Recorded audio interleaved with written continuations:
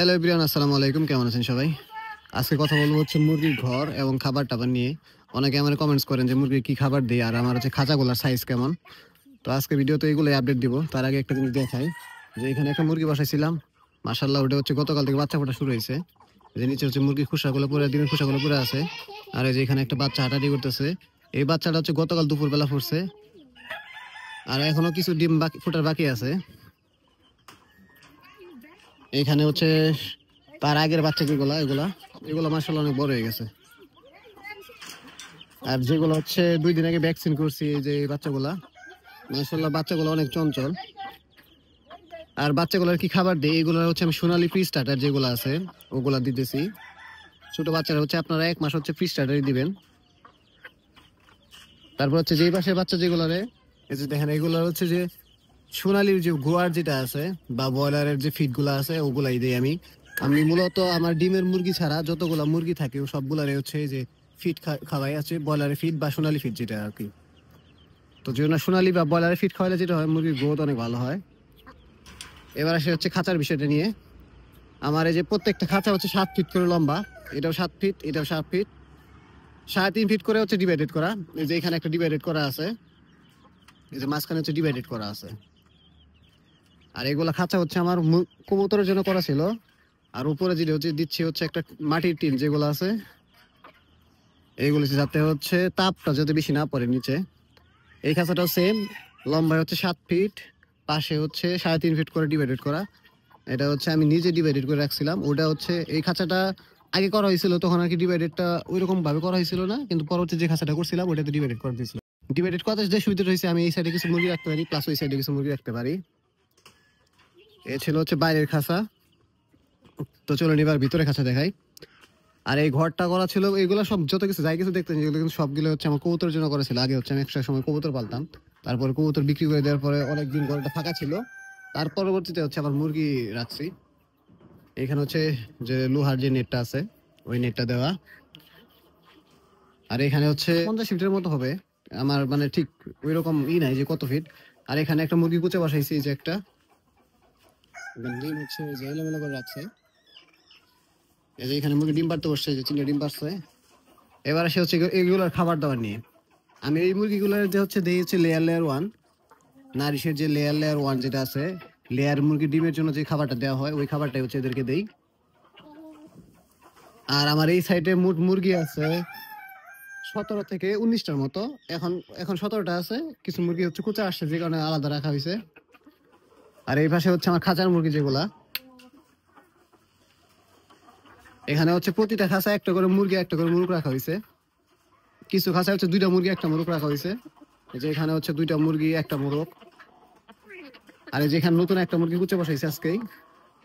এই যে জুটিয়ালা মুরগিগুলা ছিল ওগুলা ডিম দিয়ে হচ্ছে এখানে, এই যে এই মুরগিগুলো হচ্ছে এখানে ছিল, হচ্ছে এই মুরগিটা কুচে আসে যে কারণে হচ্ছে এই মুরগিটা কুচে বসাই দিচ্ছে যে। আর এই দেখেন কত বড়, এগুলা কিন্তু সবই দেশি মুরগি, এখানে কোনো ক্রস বা কোনো টাইগার বিট বলেন কোনো কিছু ক্রস নাই, একদম পিওর 100% দেশি মুরগি। এখানে যে এক পেয়ার গলা ছিল আছে। আর এবার আসলে যে এবার এই খাঁচার হচ্ছে মাপটা বলি, এই খাঁচার মাপটা হচ্ছে 18-24 সাইজ। এগুলো হচ্ছে সবগুলো কবুতরের খাঁচা, যেহেতু আমার কবুতরের জন্য এগুলো করা ছিল। তারপরে হচ্ছে আমি যে এরকম রড দিয়ে ফ্রেম করে তারপর ট্রাই কেবল দিয়ে এগুলো বাইরে দিছি। প্রত্যেকটা খাঁচা হচ্ছে 18-24 খাঁচা। আর নিচে আমি 1 ইঞ্চি গ্যাপ দিয়ে ট্রেটা নিচে দিয়ে দিছি যাতে আমার পরিষ্কার করতে সুবিধা হয়। আর যেখানে একটা মুরগি ডিম পারছে। তো এখানে মোট খাঁচা হচ্ছে হচ্ছে আমার 9টা। আর কিছু খাঁচা ছিল ওগুলো আমি বিক্রি করে ফেলছি। তো এই শুধু একটা সেটই রাখছি, আর একটা ছিল আমার 12 সেটের, ওটা বিক্রি করে ফেলা হয়েছে।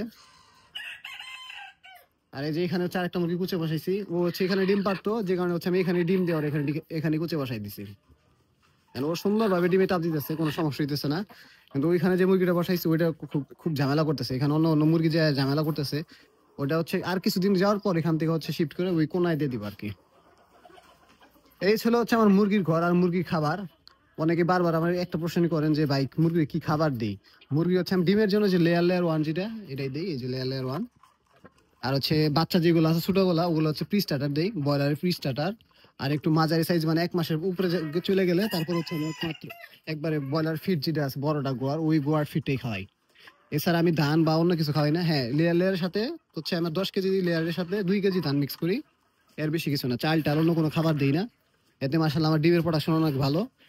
আমার প্রতিদিন হচ্ছে খাবার খরচ যায় হচ্ছে টোটালে মানে অল এভারেজ এখানে ডিমের মুরগি, তারপর প্লাস হচ্ছে ওইখানে বাইরে যে মুরগিগুলো আছে ওইগুলা দিয়ে খাবার খরচ যায় প্রতিদিন হচ্ছে 150 টাকার মতো। 150 টাকার কমই যায়, 140 থেকে 50 টাকার মতো খরচ যায় মানে মেডিসিন টেডিসিন সব সহকারে। আর আমার ডিম মানে ডিম আসে হচ্ছে প্রতিদিন 17টা থেকে 15, 17টা, 12টা সর্বনিম্ন হচ্ছে 12টা থেকে সর্বোচ্চ 17টা এরকমই ডিম আসে। তো এবারে আমার হচ্ছে খাবার খরচ আর ডিমের টাকা দিয়ে হচ্ছে এদের মানে চলে যায়, আমার মনে করি এরকম হয় না। আমার প্রফিটটা আসে হচ্ছে মূলত বাচ্চাগুলো বড় করে যে বিক্রি করতেছি সেখান থেকে। ডিম বিক্রি করে যেমন প্রফিট, সেরকম কিন্তু প্রফিট আসে না। আর ডিমের দেশি মুরগি ডিম বিক্রি করে খুব একটা প্রফিট করাও যায় না।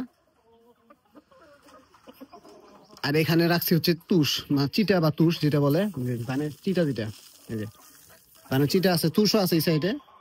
এগুলো রাখছি হচ্ছে যে লিটার হিসেবে যে ফ্লোরে দেওয়ার জন্য।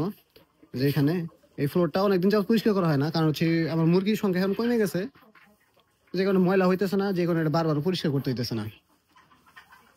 আর আমার ফার্মটা হচ্ছে মূলত করা হয়েছিল 3টা মুরগি থেকে, 3টা মুরগি আর 2টা মোরগ। এই যে মোরগটা দেখতেছেন, এই একটা মোরগ প্লাস ওই যে খাঁচার ভিতর যে মোরগ, সেম কালার 2টা মোরগ ছিল, আর হচ্ছে 3টা মুরগি ছিল।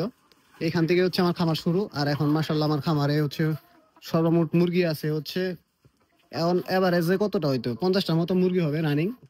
আর বাচ্চা তো ওই যে ফুটতেছে দেখতেছেনি, মাশাল্লাহ আরো ফুটবে, যেমন এই যে এইগুলার বাচ্চা ফুটবে, ওগুলার বাচ্চা ফুটবে।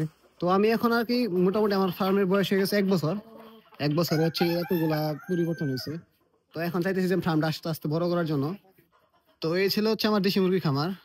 তো আমার মুরগির জন্য সবাই দোয়া করবেন, মুরগিগুলো যেন সুস্থ থাকে।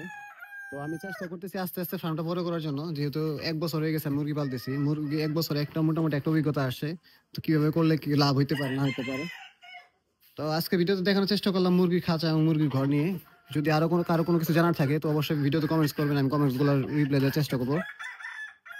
তো ভালো থাকুন সবাই, আল্লাহ হাফেজ, টাটা।